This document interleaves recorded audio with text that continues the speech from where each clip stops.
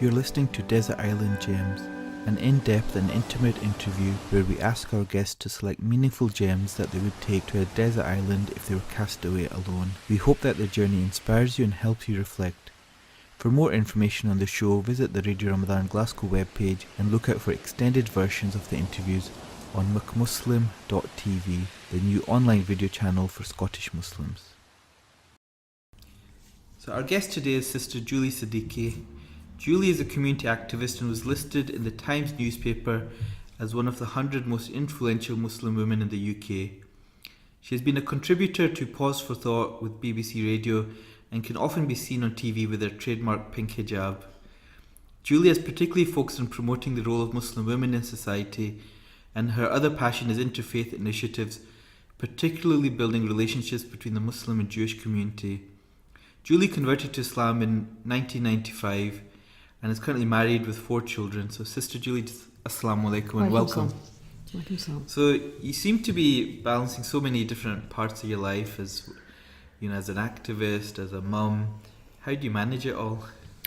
Yeah, I mean, people often ask this, and I think I normally say that actually I don't always manage, because these things are always difficult and you're forever having to kind of reevaluate things and think where you're out of balance and where you're spending maybe too much time on one thing and less time on something else.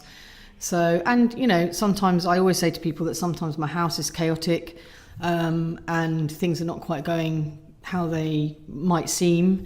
You know, I make all sorts of mistakes, and so I think it's always about just trying to rebalance and relook at yourself every now and again and make sure. And also for me, you know, as I get older, I am very, I guess, choosy about who I hang out with. I think it's really important to be around the right kind of people that keep you grounded, but also positivity, or should I say negativity, is something I really find very difficult in people. And so I find myself trying to be around people that make me feel better or uplifted, but also challenge me or make me ask myself, should I be doing more of this, less of that? So I think, you know, in terms of managing, yes, I do a lot. I'm lucky I have good mental energy. I think I always feel that. Sometimes my body maybe is struggling a bit, but my mind is very positive, I guess, but also energetic. And I would say that I have reached 45 and actually feel more, in some ways, energetic than I ever have.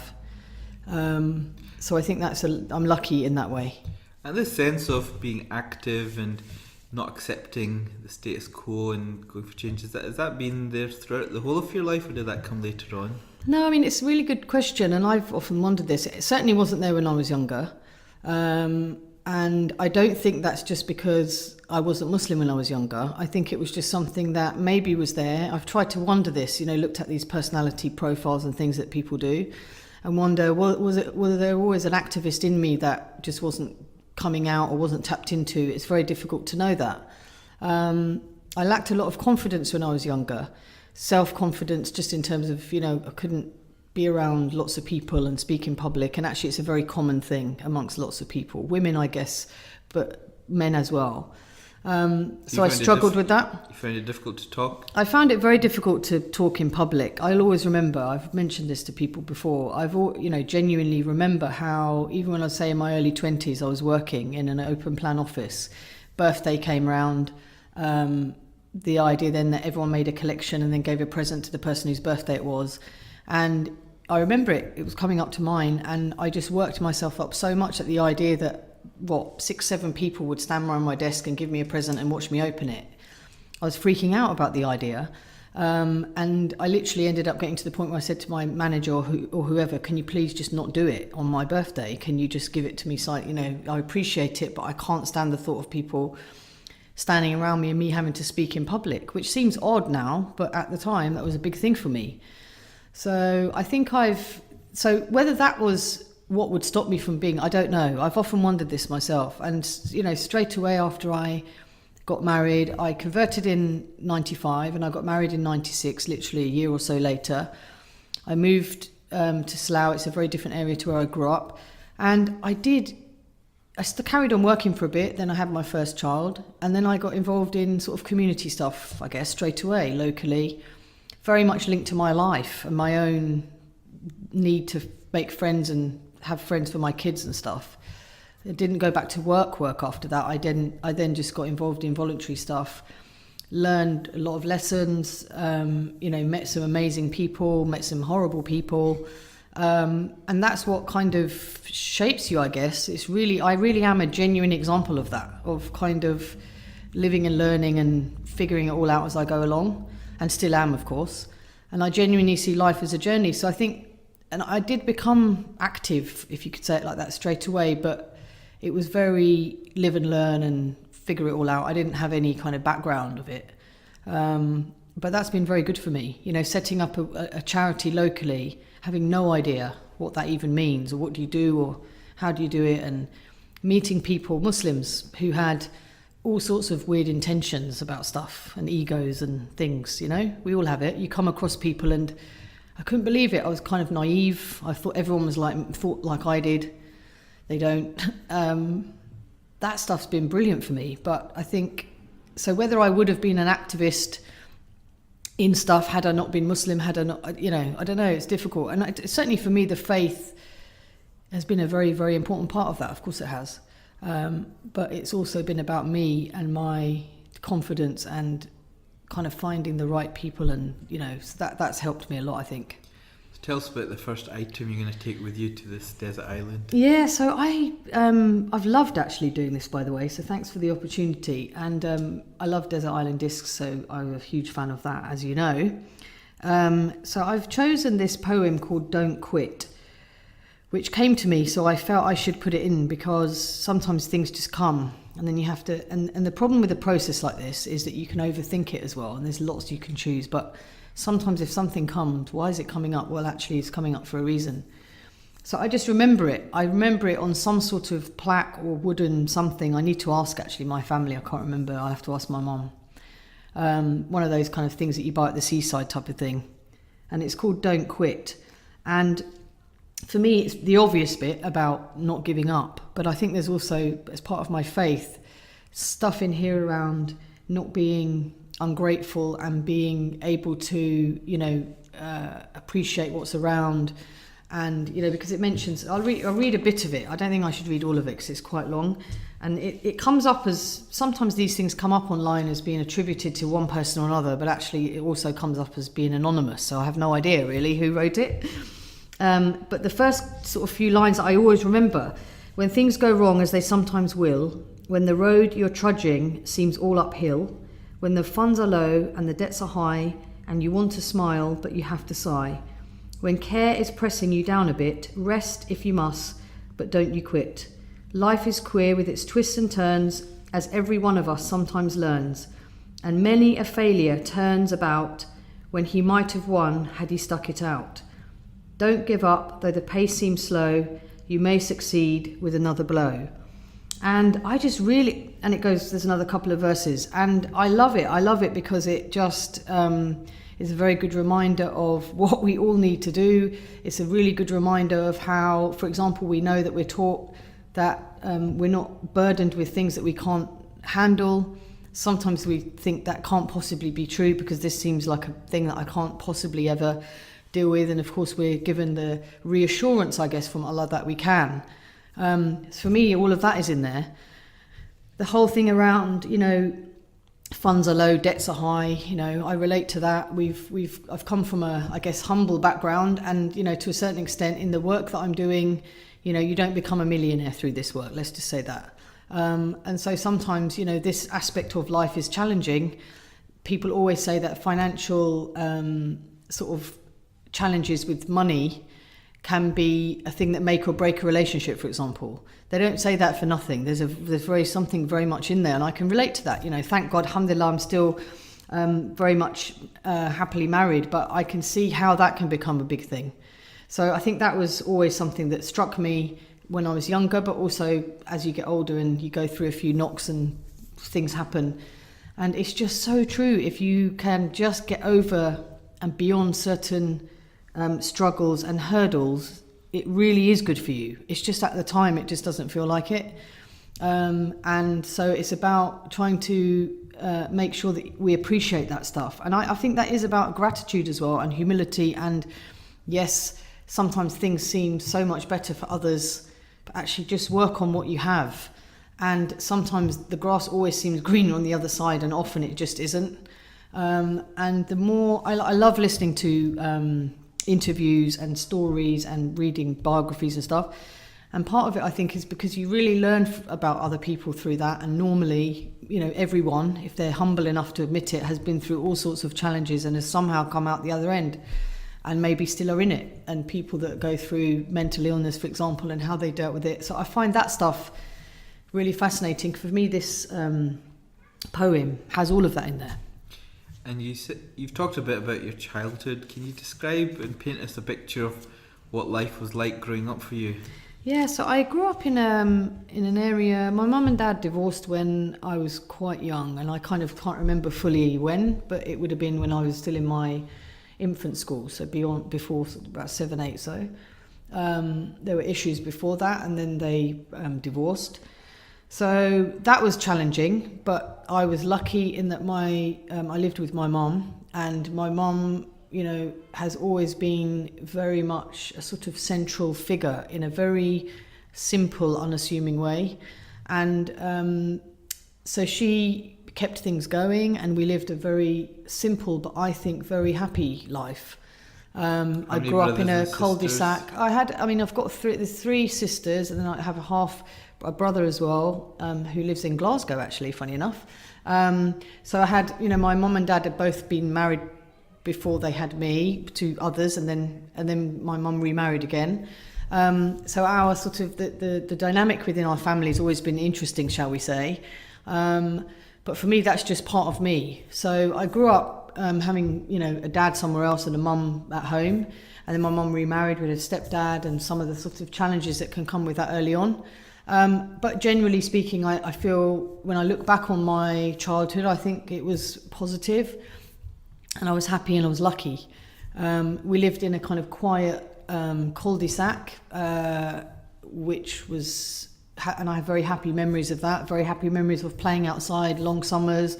So it was genuinely, very content in that way. And then I just gradually, when I started working, that was when the world kind of opened up a bit for me.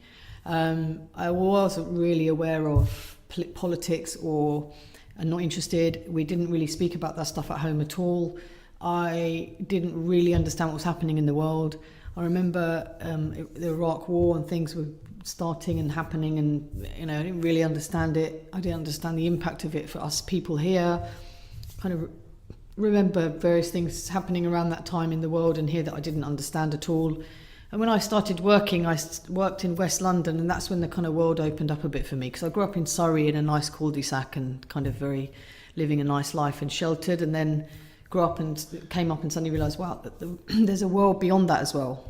And was faith present in the household, or do you remember during your upbringing, were you searching or thinking or looking for something, or did that come later on? No, again, it's a good question. I've thought about this. We certainly didn't talk about God that I can remember. We certainly didn't talk about those things at home really much at all. I don't remember having those conversations. And I've often wondered, and in fact my kids, being sort of coming into teens now and asking me all sorts of challenging questions sometimes, have often asked me, did you look at other religions? Did you kind of, and certainly when I was growing up at that time, I don't think I was really actively searching. But having said that, as I started to get older, I do remember, and really clearly remember, thinking, is this it? It's kind of, once I started working and going to work, earning my money, going out with friends, doing it all again the next day, it's kind of, well, what is this about? What's life about? So I do remember thinking that. I don't think I consciously thought about it in any specific way as such, but it was definitely something that was there for me. And then I guess when I started working with people that were different to me, then that's when you get an opportunity, and people always talk about this. It's a very powerful thing when you can actually ask people and see them and wonder and sort of look from afar. And as I say, I mentioned I was quite lacking in confidence. I wasn't the kind of life and soul of the party type person really at all. I had a few friends. I did my thing. I was hardworking. I was a good employee, all that stuff. Then there are all these other people around me, you know, all these different people from different backgrounds, different parts of the world, some born here, some not. It was really good for me, coming from that background, really good for me. Tell us about your next item that you're going to take. So I guess related actually to this thing around confidence, I feel so the prayer of Musa that is in Surah Taha, which and I'll read it. So, yeah, and I guess at the time, obviously, I didn't know this prayer then, and this prayer, you know, is used in lots of different ways to mean lots of different things to different people. رب اشرح لي صدري ويسر لي أمري واحلل عقدة من لساني يفقه قولي. Surah Taha, verse 25 to 28. O my Lord, open my chest and ease my task for me. Remove the impediment from my speech so that they may understand what I say. And as I say, going back to this idea of lacking in confidence and not wanting to sort of speak even to 3-4 people in public, and to now, I wouldn't say I'm always fully comfortable with it, but I certainly do different things to what I would have done then. Because it's fair to say you've probably spoken in front of thousands. Yeah, you've been on TV, radio. I have now, and you know, I am a genuine example of a few things that people talk about in theory. I can sort of testify that they are real. One of those very real things is I was put in at the deep end, what I saw as the deep end a few times, by people who I thought knew me, asked me to do something, and I thought to myself, what are you talking about? Why do you think I can do this? And when it's people that you trust and other stuff, you kind of have to listen to them. So I remember, you know, really quite in my sort of early, you know, mid-20s, I guess, or late 20s, and being asked to do things. And by that time I was a Muslim, so I was much more involved in active stuff, but still struggling with this issue. And being asked to lead something or stand up and do something, and myself thinking, there's no way I can do that. And then the person, oh, come on, it's fine, and do it. And doing it. And then afterwards, anybody who knows this feeling knows how good it feels when you do it. When you do it, and afterwards you feel like you can take on the world then, maybe for a few minutes. And you feel like you can fly. And it's a brilliant feeling, and it's very real. So for people who struggle with this, particularly public speaking, because lots of people don't like the idea of it, and lots of people may never have to do it. But, you know, for me to go from where I was, genuinely where I was, to now in not that long a time, with what's that about? Some of it is about that, being put in at the deep end, doing it. The more you do it, the easier it becomes. You realise you're not going to die, you know, nothing's going to happen. And actually, the other thing that was really powerful at that time for me was when you do something and you feel like you're so nervous and your body is shaking and you feel sick. And when you do it, people love it, or they like it, or they comment, you think, what are you talking about? I was dying inside. And when you do it, people compliment or whatever. You think, well, they didn't even realise I felt like that. So I always say to people now, anybody that asks me, I always say to people, look, no one knows what's going on in your tummy. If you've got nerves, and it's not a bad thing, and actually some actors, and they all have it as well. So it's about managing it, but really crucially, and what happened over time, and this can be attributed to a number of people, a number of approaches. I was involved in a business called Amway, which I kind of realised after time and spending money and all sorts of things, actually from a business financial perspective, it wasn't going to do anything for me. I wasn't going to become the thing that they told us we were going to become. Certainly I wasn't. But the business side of it was very much about positive mental attitude and developing confidence. I owe a lot to that time. I owe a lot to some of those tapes that I heard for people back then. They were on cassette tapes of positive motivational speakers from America and stuff, who I may not actually relate to as much now, but at that time I could take from it. And I've always been good at, I think, the sort of supermarket approach, taking, if you listen to someone's speech or a story, you just might not relate to a lot of it, but you just need to pick out the little nuggets and just take it in. And I always did that. So that stuff, you know, much as I sort of look back on it and laugh a bit about some of the stuff that I used to go to and whatever, actually a lot of it actually was really good for me. And the general approach of looking at life in a positive way definitely started then, I think. And so I owe a lot to that. But it's, and this prayer, I've said literally sitting in a newsroom waiting to go on TV. Literally. I've even sent it to other people who are in that position. I think it's a very nice way to connect with and just sort of keep yourself grounded and to remember that this amazing figure from history, Musa, may God be pleased with him, he said it, and I mean, because he had a problem with his speech and needed and prayer, and so I feel the direct connection for me with it, and I didn't know it at that time, but of course now I do. So I feel it's a very nice, it's a very comforting, but also it's a very real reminder. It's a real reminder as well of humility and just knowing that God knows everything, and you're not going to be given anything you can't handle.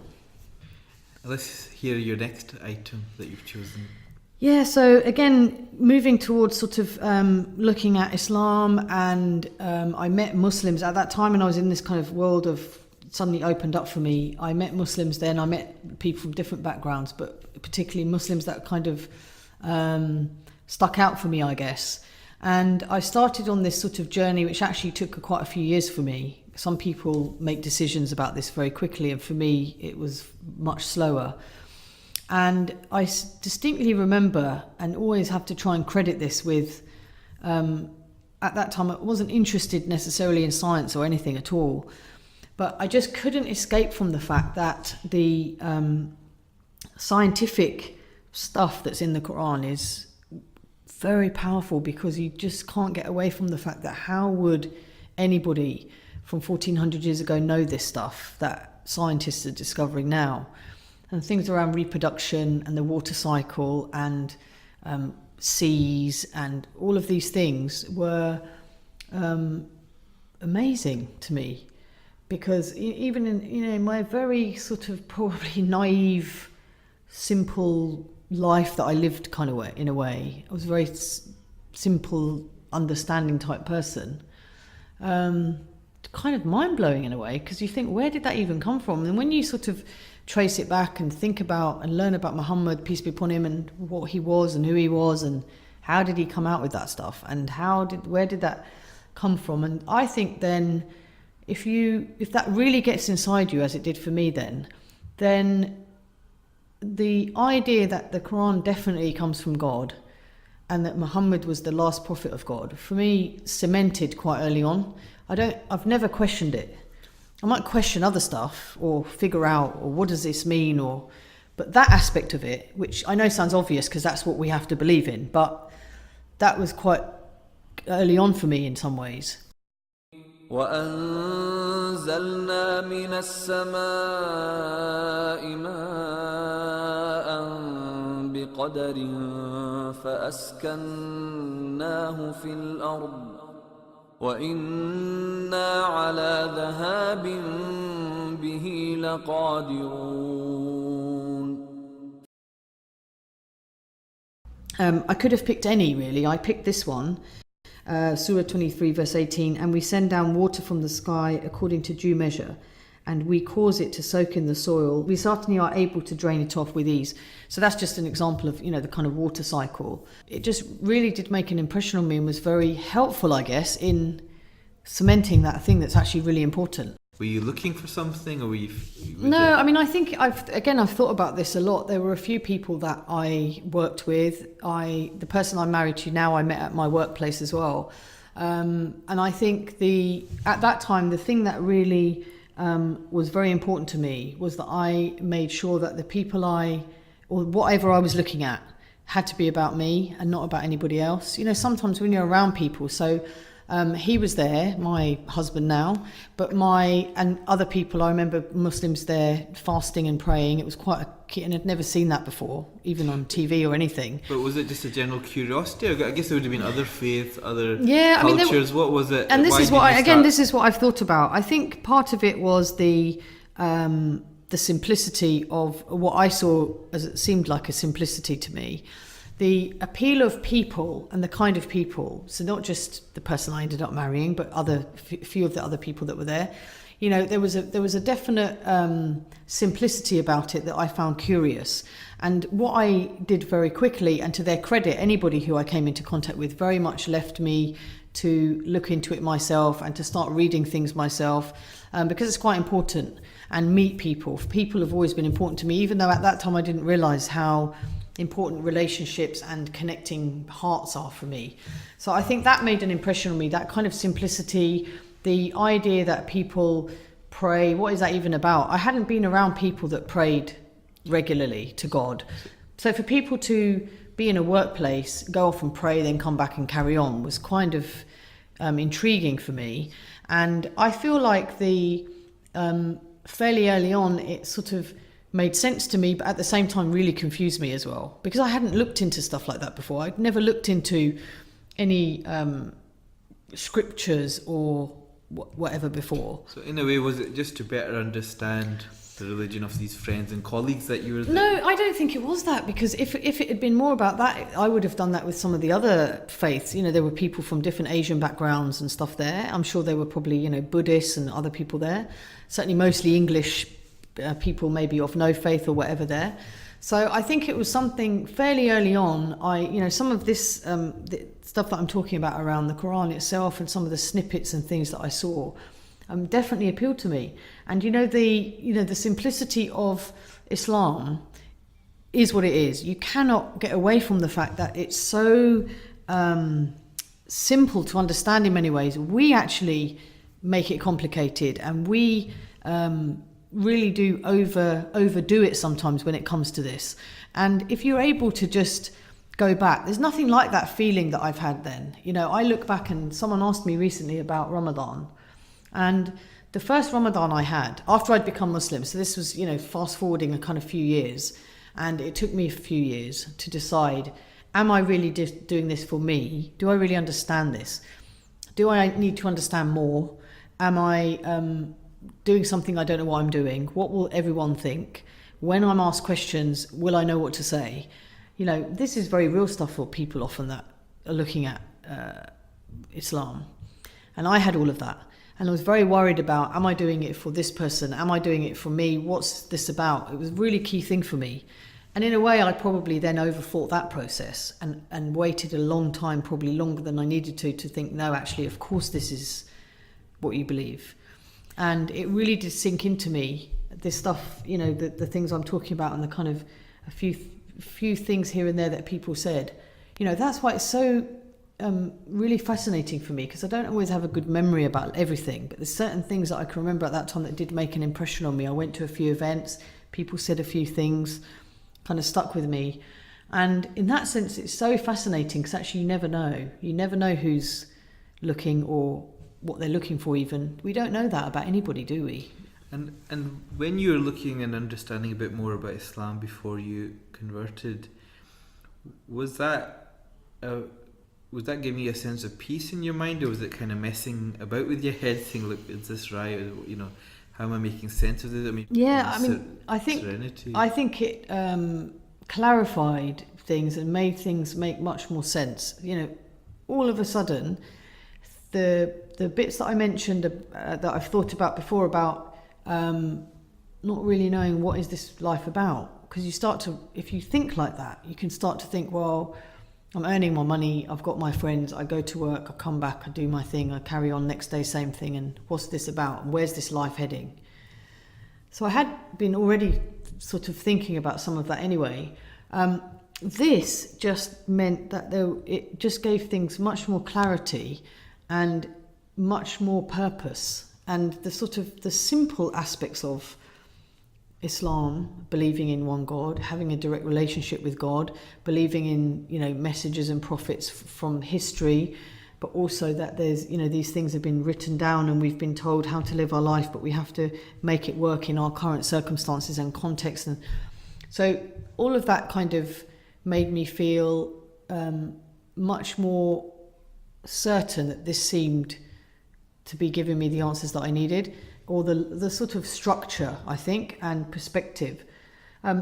Whether it messed with my head, I think the bit that messed with my head was actually me, and me overthinking it, and overthinking and worrying about Do I need to be at a certain level, and do I understand this stuff? And I would open the Quran, and sometimes still do now, and you open it and you kind of think, I don't know what this is. What is this? It's not a book, is it? It's not something you just read through and you get it. It's very different.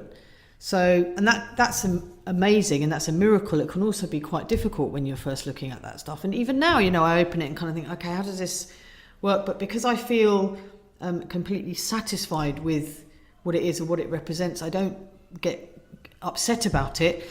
The issue would have been then was I'm worrying about, do I know enough, and what does it mean to say I'm a Muslim? And I find it funny now when I look back, and sort of but I can understand why I felt that, because this does seem like so much, and it was different to what I'd been brought up with. Very different. So it wasn't even as if we're talking about somebody who had consciously made a decision that there was a God, or somebody who had made a decision that there wasn't a God. I kind of was just in the middle of all of that. Nothing had really come to me. And that sounds hard now, I think, for people to understand, but that's how it was for me. I never kind of thought about it either way. So this gave, and I think the reason perhaps I pushed back on it was the element, and we're talking about a few years now of me doing this, and how do I make sure that this is definitely for me and not for anybody else, and how do I make sure that I know enough? And I absolutely know that you never know enough. What is enough? I mean, you just never know enough. But that has to be seen as positive. That was the bit that kind of messed with me a bit, I think. Can you describe the day that you took your Shahada? Yeah, I mean, it doesn't stick in my mind as much as something else, and I'll mention that something else in a minute. So the day I took my Shahada was in a mosque, and the Imam, tried his best to make it a good experience, but it was fairly uneventful, really. I suppose so in a way, I think the bigger thing for me was right, okay, so I've kind of done it now. It's like I've drawn a line in a way, and this is what I am. But I kind of already knew I was that thing anyway, that person. The tricky bit for me was, I guess, the worrying about how I tell my family. That bit I can remember very clearly, because I can remember going home and going in and sort of literally having to say, look, can you turn the TV off, because I really have got something to say, kind of having to do it that way. And it's not to say, and I don't know, I'm sure if you were to ask them, they would probably feel, yeah, of course there was some sort of sense of something different, but they wouldn't have necessarily known what to expect. They certainly didn't know what was this announcement going to be. It could have been anything. So I can still remember that feeling, because that was quite nerve-wracking. But thank God, then and since then, my family and the people around me that are important have always been very supportive, even right from that time. Do you remember the first words that they said once you told them that day? I can't remember it fully, and maybe I need to. Yeah, no, I mean, they kind of said, "Oh, that's that's good," or "That's nice." And I remember my older sister very early on, and it would have been in those first couple of days, saying, "As long as you can still be the same person, I don't really mind what you do." That's quite important. I've always remembered that. And that was key for them, I guess, because they then didn't know, what does this even mean? And I'm sure they would have had their own conversations amongst themselves about it. So that was a key thing for them. I think then I started on the next part of my life.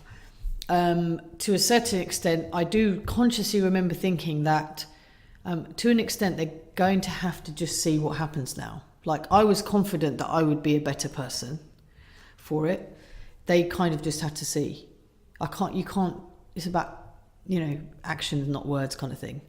So I kind of had to let that happen. I look back and cringe at some stuff, because I think I made mistakes in terms of things that I said or ways I tried to approach things. And I sort of cringe at that now, because I think I didn't understand enough. I didn't know how to handle it. And I feel, nothing major, nothing drastic, nothing kind of, but just small things in relating to people. And I'm trying to explain my faith to people, and how that played out in my family and things, I think I kind of look back and think, oh my gosh, did I actually do that or say that? Things with, with family, and I, feel, I don't feel guilty about it because life goes on and you have to just get over that stuff. But I remember it as a kind of cringe moment a bit of just saying a few things and stuff. So I think but one thing we've always tried to do is to keep connected with the family, my family, all parts of our family. And that connection is really important to me.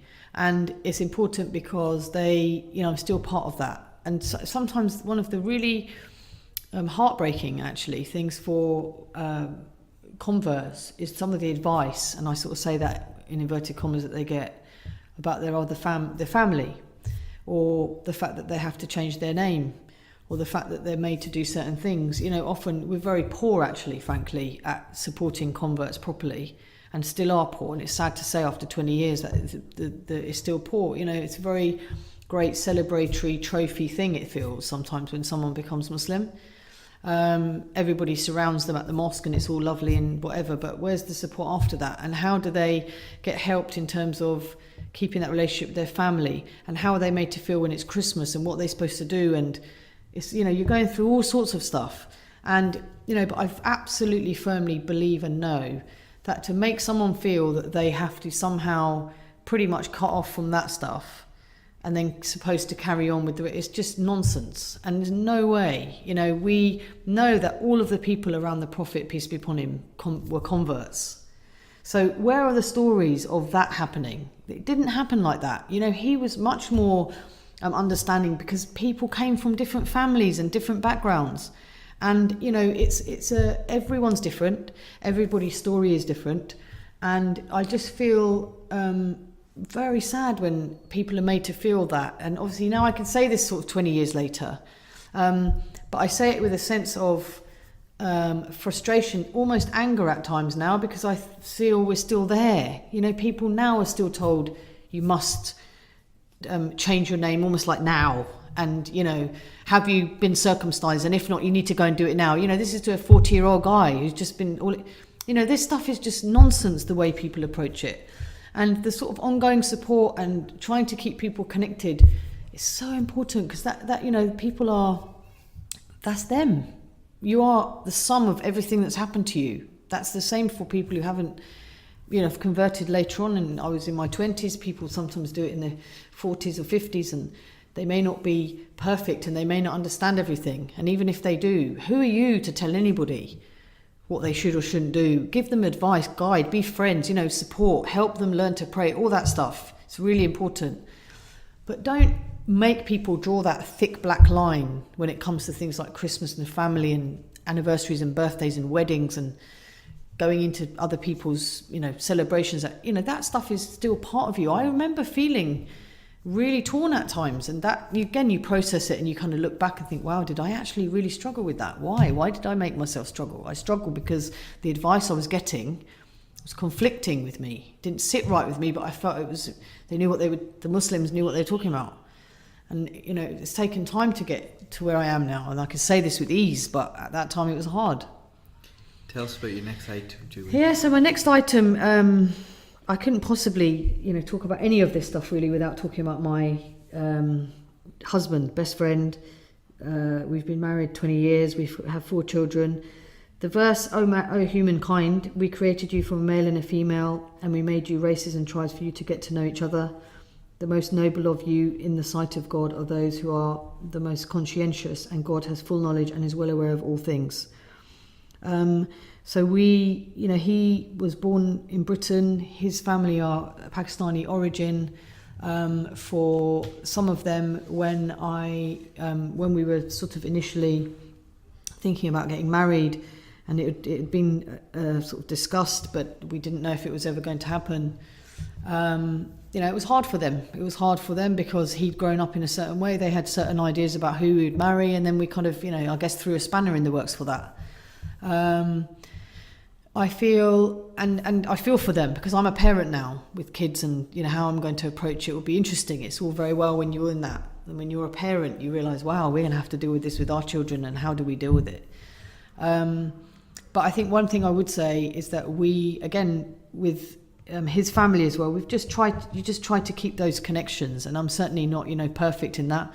And you're always wondering if you're doing enough. I'm always wondering that. But I have a good relationship with my mother-in-law. I have, good connection with the family. I've been to Pakistan twice. That was amazing. People always ask me, did you like it? But I did. I loved it. I think when you go to Pakistan, you just have to go with the flow. And we both have got we're able to kind of just let things happen, because if you have a plan, it won't work in Pakistan when you go there for a wedding or.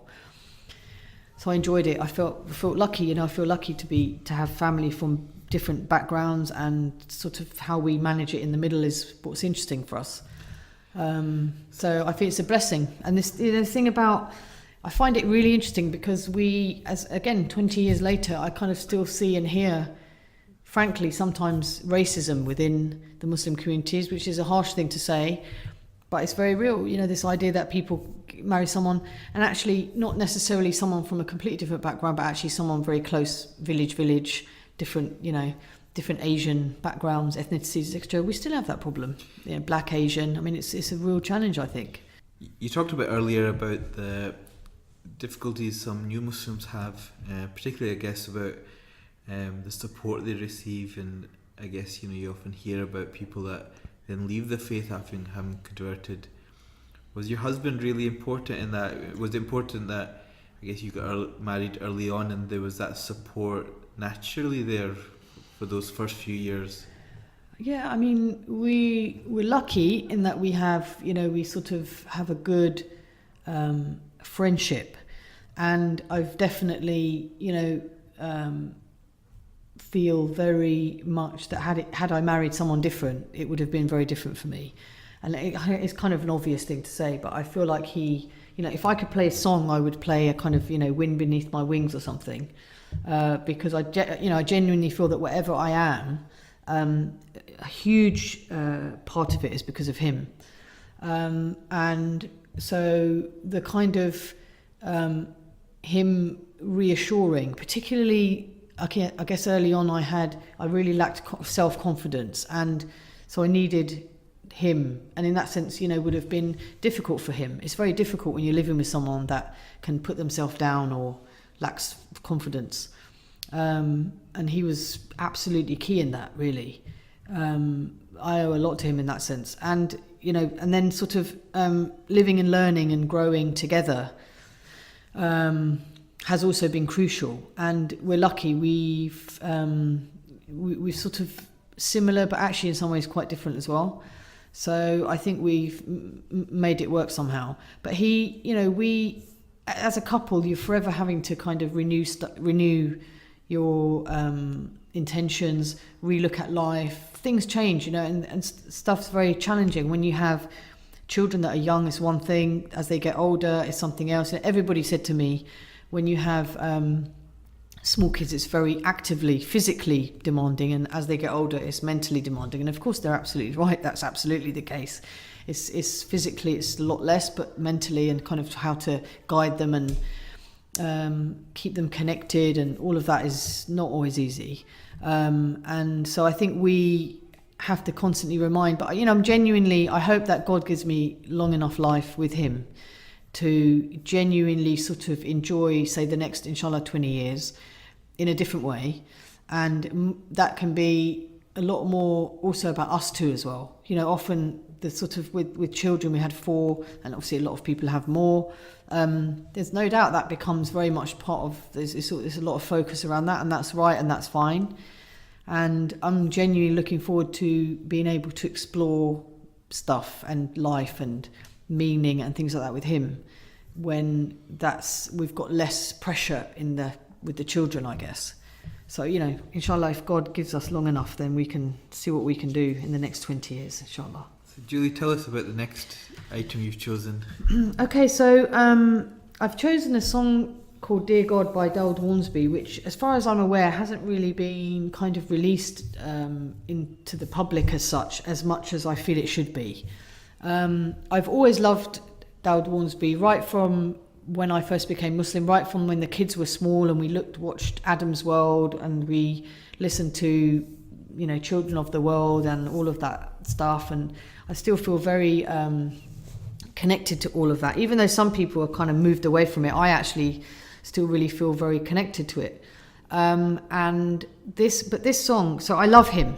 I love him because he is, he's unique. He's so genuine and sincere and authentic. He is very humble, genuinely humble.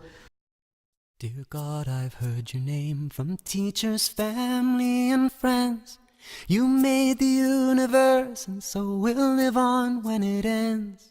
But everyone I know admits they've never seen your face. They are not sure where you live and have no map to the place. I thought perhaps a letter or a postcard could be mailed. Since I didn't have your address, that idea kind of failed. My mum told me that I can talk to you if I just pray. So God, well, here I am, no, I'm not sure just what to say. She said I'd never see you, but she said you're always there. You're never fast asleep, and somehow you're always aware. She said that you'd remember me if I remember you. Said you'd always help me if I ever asked you to. I am just one child you made out of millions, I would guess. I try my best, but sometimes even that turns out a mess. So I'd like you to help me with the stuff that I find tough, like feeling sad and lonely, or like I'm not good enough. I'd gladly pay the debt, somehow give something back to you. But since you're Lord of everything, there's not much I could do.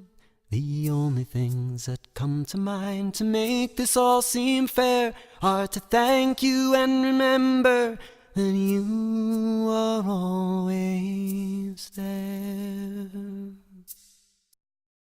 When I first heard it, I was in been able to arrange for him to do a few small intimate performances at people's houses. And it was almost like what I felt very happy that I was able to do it, because I knew they would benefit, because everybody always does. So he did a mini sort of performance in my friend's garden. It was amazing, sun shining, everything. He sang this song. I'd never heard it before. And I cried my eyes out. I cried, I thought, where is that coming from? And I cried in there. And then I love it because it's very powerful and speaks directly to me, and I'm sure to others who hear it. But it really does get you to think about and reflect on lots of parts of your life and who you are. And, one of the things that I love about being Muslim is that we have a direct connection with God. And, again, it sounds obvious, but not everybody has that. Whether that's people of no faith, of course, they don't feel that, but also people of other faiths don't feel that in the same way. I work a lot with people of different faiths, and when I'm around people of other faiths, Jewish, Christian, etc., far from it making me feel less of a Muslim or less part of connect, I actually feel more connected to my faith, but respectful of them. And one of the aspects of it for me is this very much, and this song is about, a direct conversation with God. And it also touches on the stuff about, for me, it's like, it's about being a parent, and always praying that my kids keep a connection with God, whatever that form that takes, because that's something I probably can't control as much as I'd like to. Things are not black and white and in a box. And, when it talks about other faiths and looking through other scriptures and things like that, for me it's key as well. I believe that the world is made up of so many different sorts of people. There are people Christians who spend their whole time just praying. I say just praying. I genuinely wonder to myself, what would the world be like if we didn't have people like that? It would be even worse than it is now. I genuinely feel that. At an event recently, which was training people to become Christian ministers, and they wanted me to talk about work that I do in Islam and etc. And then in the afternoon they had a silent retreat element of it, and it was fascinating for me. So I said, I'll hang around. And the whole afternoon is silent, and no one speaks to each other. And at lunch, no one spoke to each other, and it was kind of odd because I speak a lot. Very powerful though. And actually, I left that, and then a couple of days later I was in Oxford Street in a very different environment, and the Hare Krishna kind of people came through singing and chanting. And just that whole period, I remember thinking, it's so powerful because there are people who I believe are praying to the same God. Like for me, it's one God. So they're doing it in different ways, and they don't understand it in the way that I do. But I genuinely believe that they're playing a role in the world. And so that stuff is really powerful for me. But to have then the connection of God that I have, which comes through for me in this song, is very powerful. And I heard it again, I cried again. I remember I sent him an email and I said, what are you trying to do? I put it in the car, and I was going up the motorway to Manchester or somewhere, and I was crying my eyes out. Like, what are you doing? I can't, and then I've sat on the tube before and thought, shall I play or shall I not? Because people are like, what's wrong with her?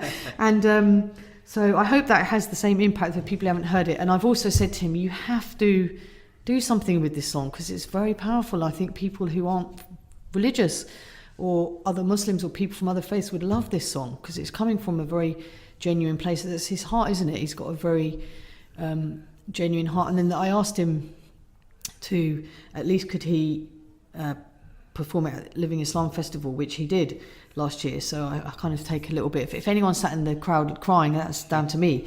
I'm sure he would have done it anyway. So I just hope that it comes out somehow on somewhere because it would be brilliant for the world to hear this song. And you mentioned that sort of seems to transcend all sort of religions and that idea of faith in one God. But you do work a lot with faith communities, particularly Christian and Jewish communities.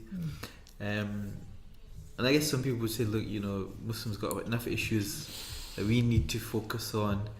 Why do you think that's an important area for you to focus on? Yeah, I mean, I guess I've been doing interfaith, if you say it like that, for a number of years now. In the last few years, I've really benefited in terms of the relationships that I've made with some of those people from those backgrounds, particularly Christian and Jewish, but others, but mainly these two. And the sort of relationship building stuff has been fascinating for me and actually very, very much part of my life and who I am. So some of it is actually quite selfish for me because it's about me and what I can do and how they can help me and how they can help me be a better person. But it's also about, I guess, them meeting people like me or other Muslims or people who, they don't hear about on the news and TV because actually most of that is negative.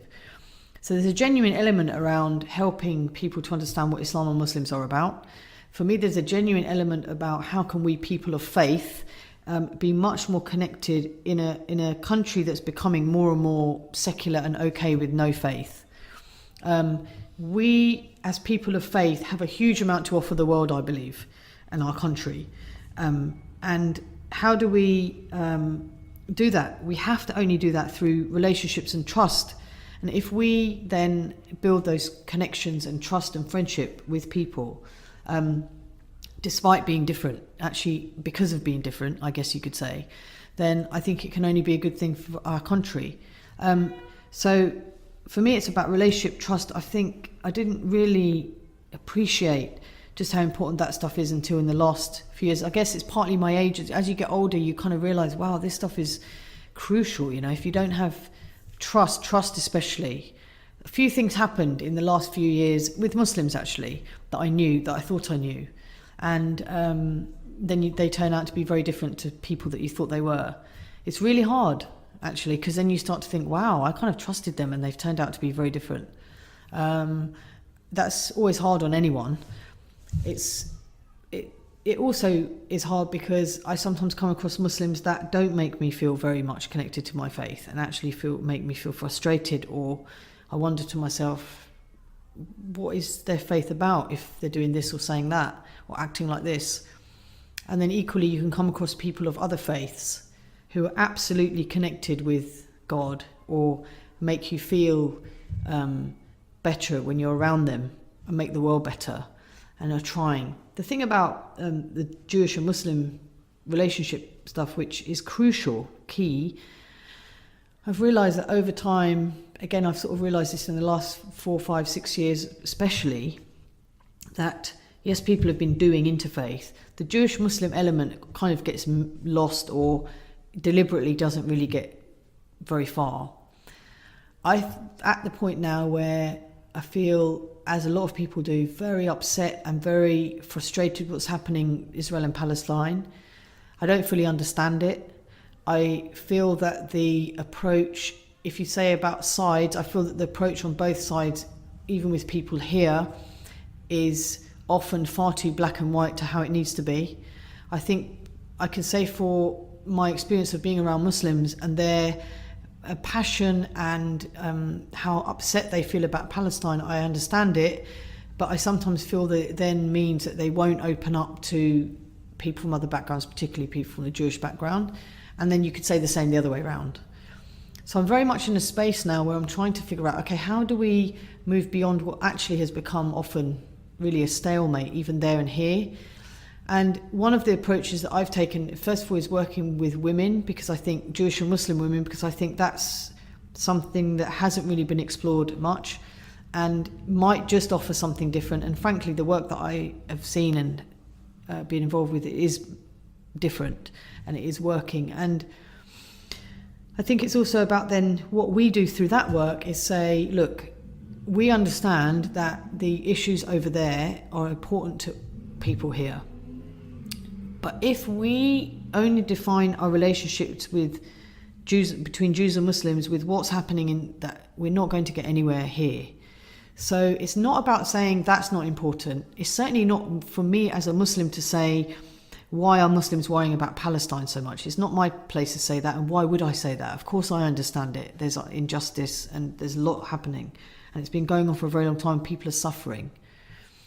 But my fear is that we spend another 20 years not really getting very far either. And actually there's a lot to offer, a lot to be said for the relationships between Jews and Muslims here.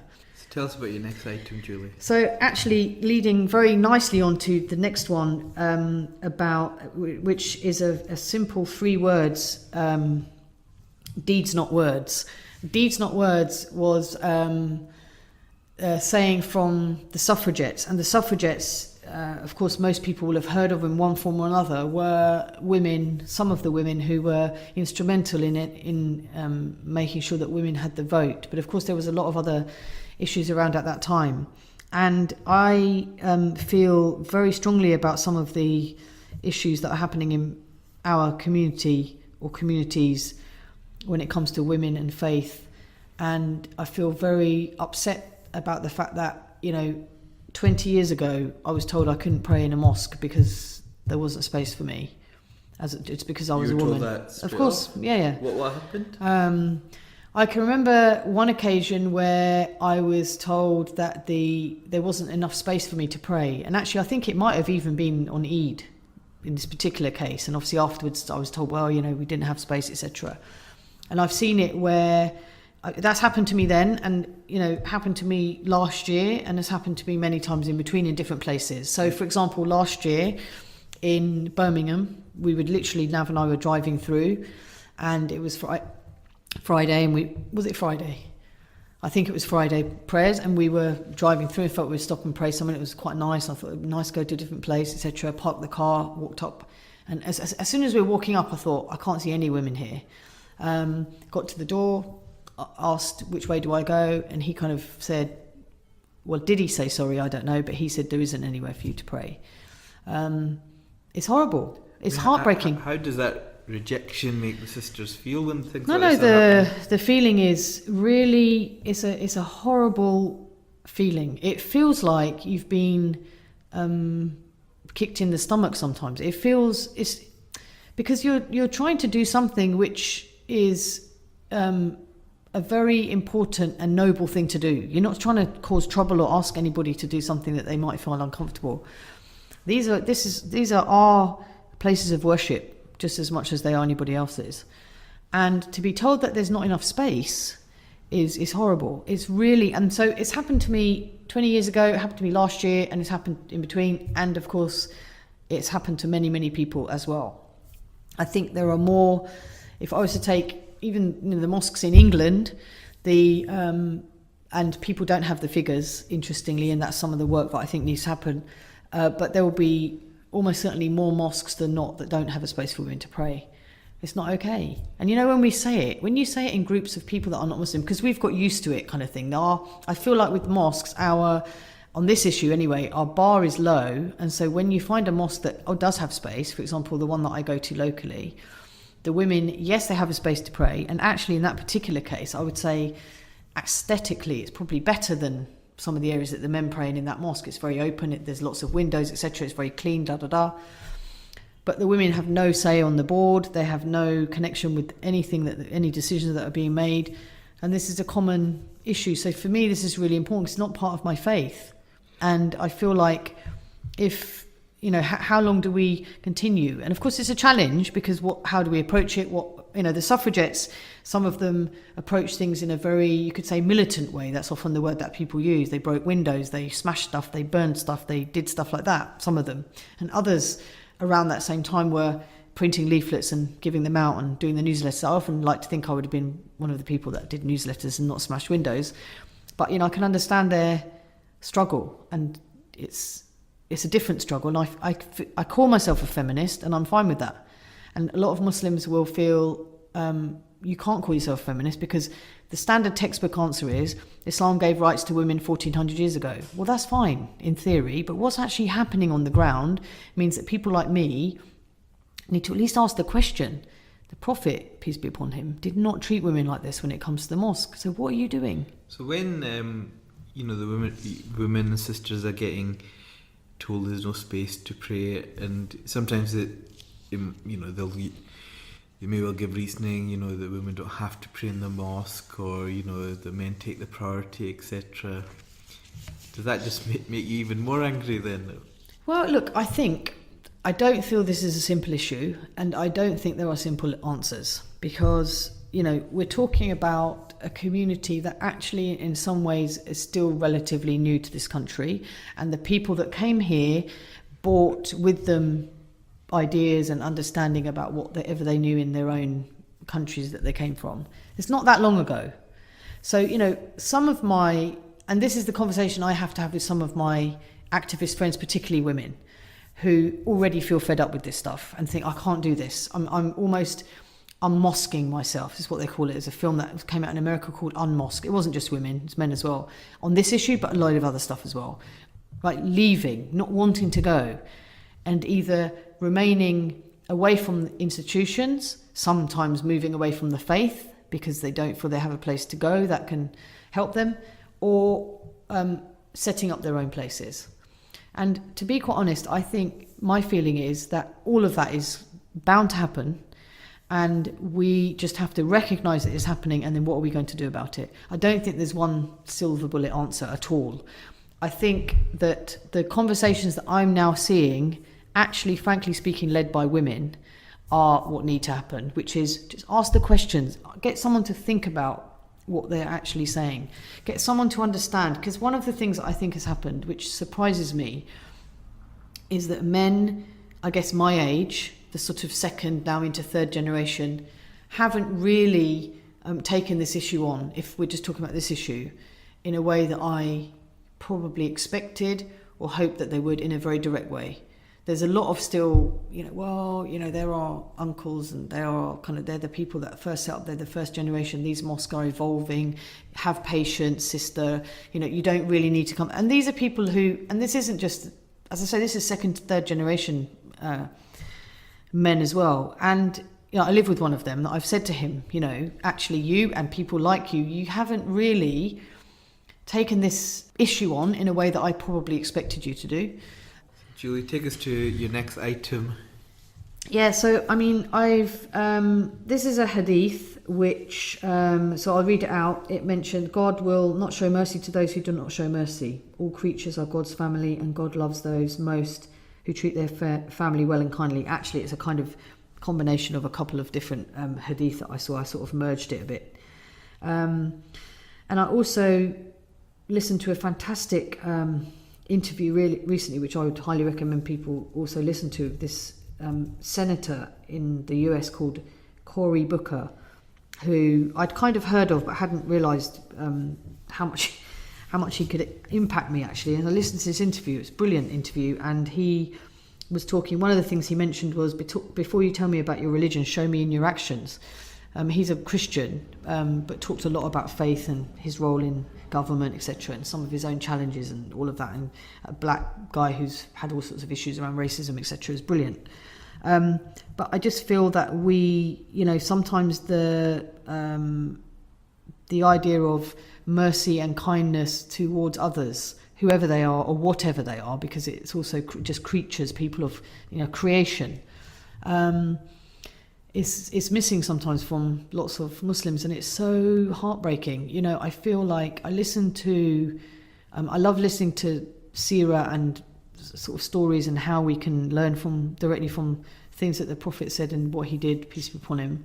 And then I just don't see it in day to day. I think there's so much harshness.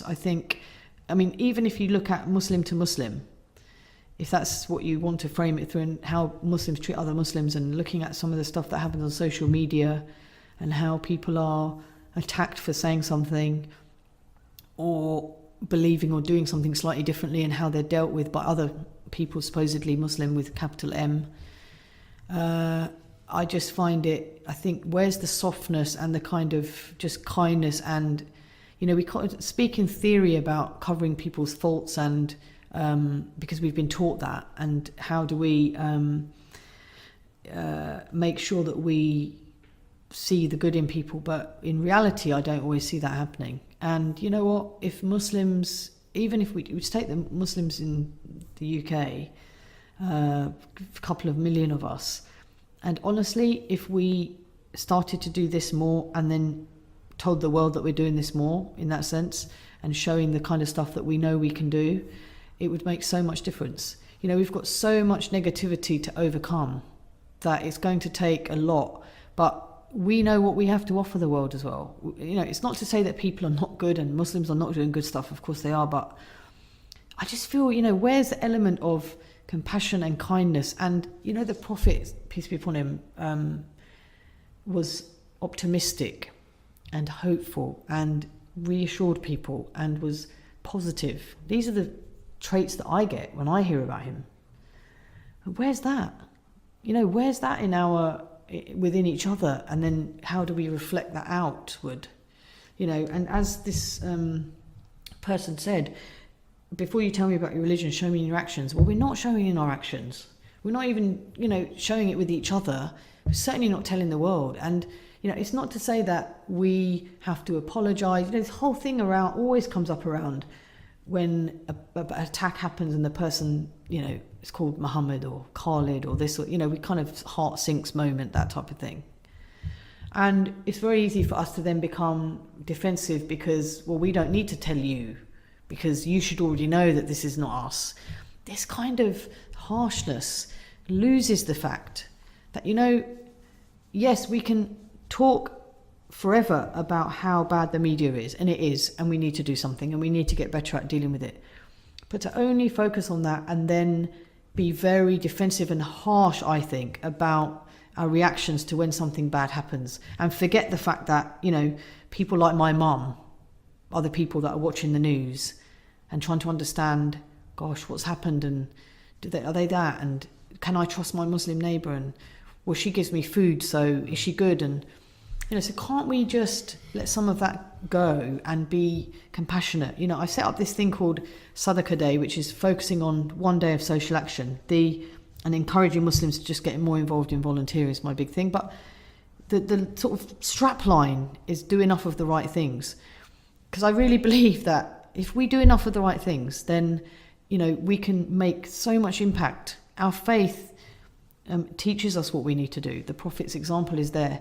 We just need to show it and let it come out of all of our veins and all of our actions, and how we come across and show compassion and friendship.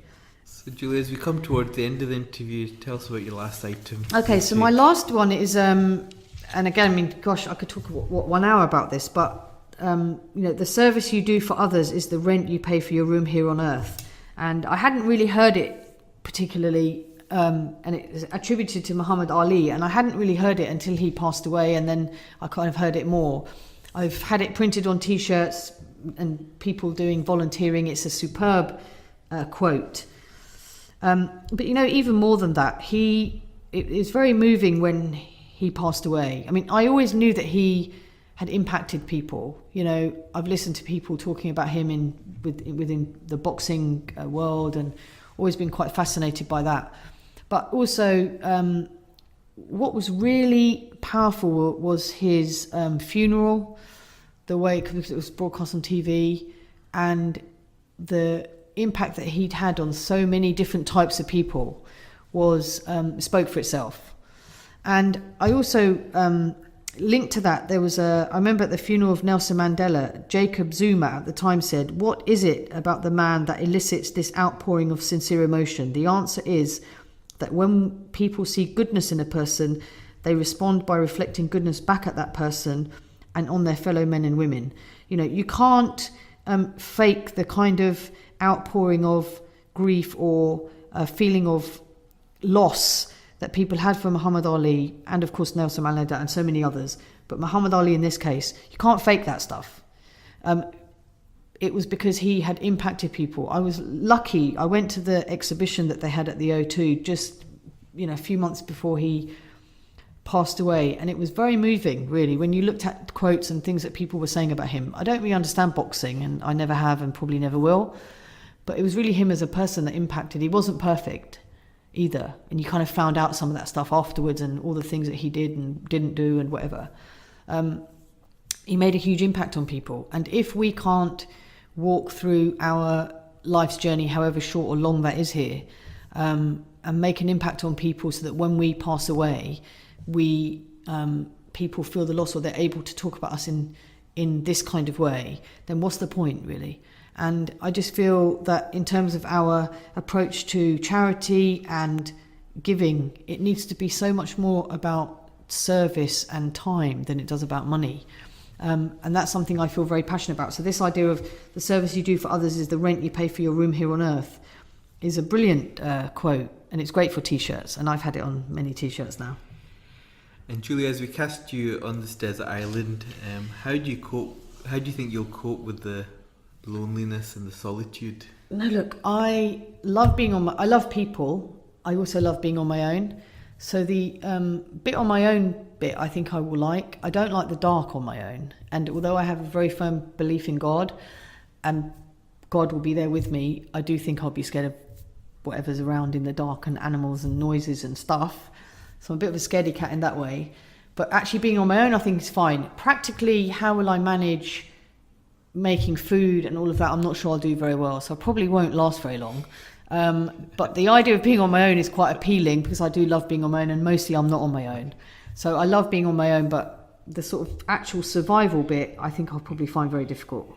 And you can take a book with you. What book would you take with you on this desert island? Okay, so I am being very cheeky and saying instead of a book, I'd like an audio book or an iPod with books on, or some sort of audible something. So I'm sure you can be generous and make that happen for me, because I would fill it with different things, books, but also quotes and inspirational stuff that I think other people have taught, a bit like we've been talking about today. So I'd quite like to be... Okay, that's yours. And if you could take a luxury item, what would you take with you? Yeah, so I thought about this, but actually I came to the point that I would like to have some sort of photo album, friends, family, moments that have happened to me in life that I could remember. So I would make something like that with lots of different things in it, and then be able to look through that regularly and remind myself of what my life was like before, and the people that are important. Because for me, people are at the heart of what I am and what I do, and so I'd love to have a reminder of some of those key moments in my life up to that point. Okay, Sister Julie Siddiqi, thank you so much for sharing a lot of your thoughts and your gems with us. We wish you all the best. Thank you. In terms of your future endeavours. May Allah reward you for all the good work that you're doing, and continue to give you strength and barakah in what you do, and remember us in your du'as. Inshallah. Thank you for doing it. It's been brilliant. Thank you so much. Assalamu alaikum. Alaikum salam. Thank you for listening to Desert Island Gems. Let us know what you think of the show on the Radio Ramadan Facebook page, and keep an eye out for special versions of the show on McMuslim.tv.